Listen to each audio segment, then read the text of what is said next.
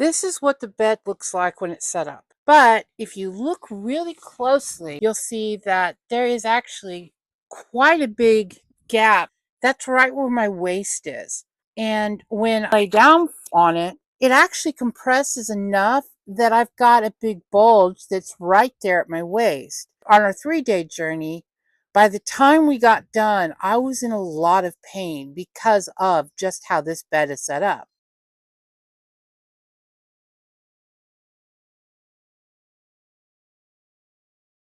I wanted to take a pause here and explain why this van build is even taking place, rather than just looking like a DIY van project. For me, this is a very important part of fibromyalgia travel. When you think about it, we have to be adaptable when it comes to any form of travel. It's about removing all of these small problems before they become big problems. And the bed is a good example of that. The one time I have used it for a few days, by the time I got home, I was in so much pain, it wasn't even funny because of that dip that I have shown you that I was looking to replace. And this trip we're taking is 3 weeks. If by the end of 3 days I could barely walk, that tells you something's got to be done before you can use it. With fibromyalgia, sleep is an extremely important part of the equation. If I don't sleep well, I don't recover. And with our recovery rate already diminished, adding on additional sleep issues, yeah, that's a flare waiting to happen. So my intention is to take a couple of particle boards and to raise the level of the cushions and make it so that when I lay down, the cushions don't depress. Today I'm working on some adaptations I need to do to our van. We went on a 3-day trip and now we're trying to fix some of the things before our longer trip. One of the big fixes I need to make today is going to be dual purpose. I've got to make it so that the bed is comfortable when I lay on it. And then we've also got to fix some issues because when our dog sits on the bench seats, they tend to fall off because of her weight. So we have to make an adaptation that will make it so that the cushions stay on better. One of the things that we've got to pay attention to is very limited space. So by doing what the fix I intend to do will cover both the fixing of the bed for me, but also give the cushions a much stronger base to stay on the benches so that our dog's weight won't knock them off. Right now, she is about 26 kilos, so about 50 some odd pounds. As you can see, she is quite large for that bench. And when we're driving along, if we have any sudden turns, it shifts her around so much that the cushions just fall off. And so that leaves her just on the boards. And with her claws, she can't hold purchase, so she ends up falling. The intention is for these boards to turn into a dual system. Originally, it's for my bed, but that other purpose is actually to help with some cushions that are a problem.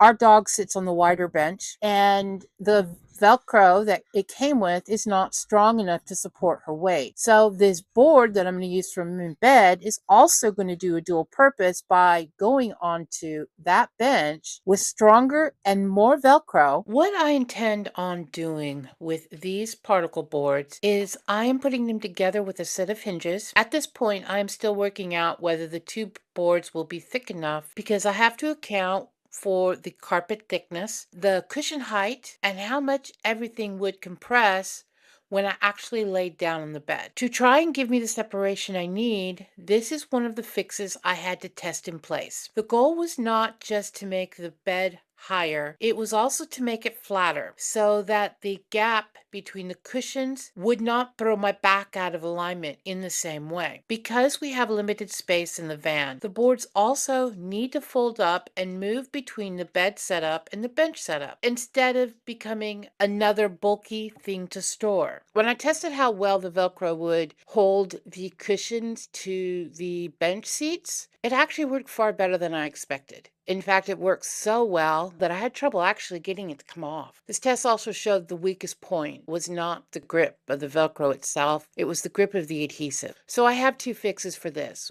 I am attaching the Velcro to the board using that staple gun. However, the Velcro on the cushions themselves needs to be hand stitched. While I do want to get at least the bottom cushions done before we leave on our trip, however, sewing through leather, Velcro, and adhesive is quite difficult, especially when you're looking at a hand-stitched needle. And frankly, the glue that was connecting the Velcro to the leather, it is causing glue to stick to the needle, to the thread. And of course, I'm pushing through that. I did last time 2 days ago, and my fingers are still tender just from doing 1.5 strips of Velcro. The other thing I've decided to do is that before I go on my trip, I'm going to pre-cut the fabric and then just worry about getting it sewn while we're on the trip. The fact is I'm someone who can't sit and not do something. So we're going to be gone for close to 3 weeks, and I'm going to go stir crazy if I don't have something to do. Even though I'm not going to be making them until we're actually on our trip, as you can see, I've got specific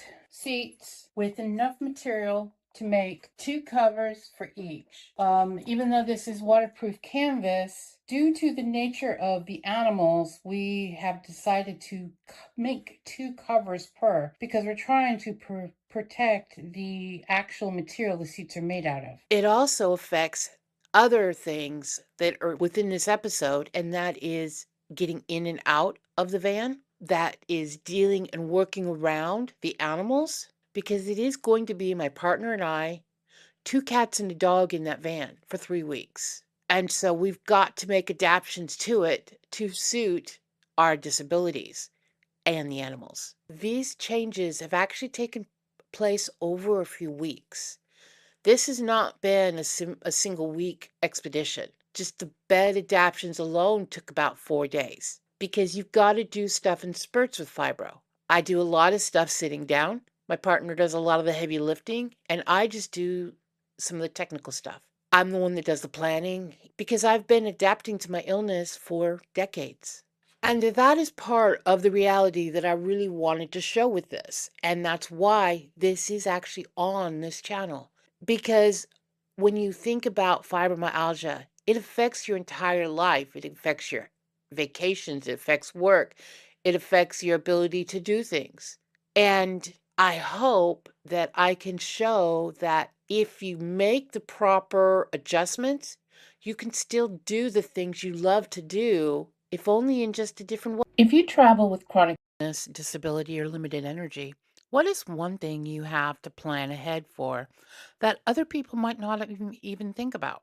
And if you've ever had to adapt a space around your body, your pets, or your mobility needs, what was the fix that made the biggest difference? We will not get everything done that we need to before we leave. Some of it will be done during our trip because I've got to space out some of it related to my disability, such as the cushions, the seat covers. And one important detail I almost forgot to mention was that we also needed to fix the cat cupboard so that it would adequately support their needs for a litter box. This is still very much a trial run because this is our first long trip. So we never know what we've got, what we need, and what we're taking that we don't actually need. And that's all the learning experience. Next week, we move from adapting the van to actually getting everything ready to pack. That means pulling the trailer out of storage, figuring out where everything needs to go, and adding tie-down points so that the mobility scooters can travel safely. Because with this trip, packing is not just clothing and food. It's accessibility, pets, mobility equipment, and making sure that the things we need are actually usable and reachable. So this week was about making the van usable. Next week is about getting it ready to actually leave. So if that helps you, feel free to stick around. I know how isolating fibromyalgia can feel, so I have started a Discord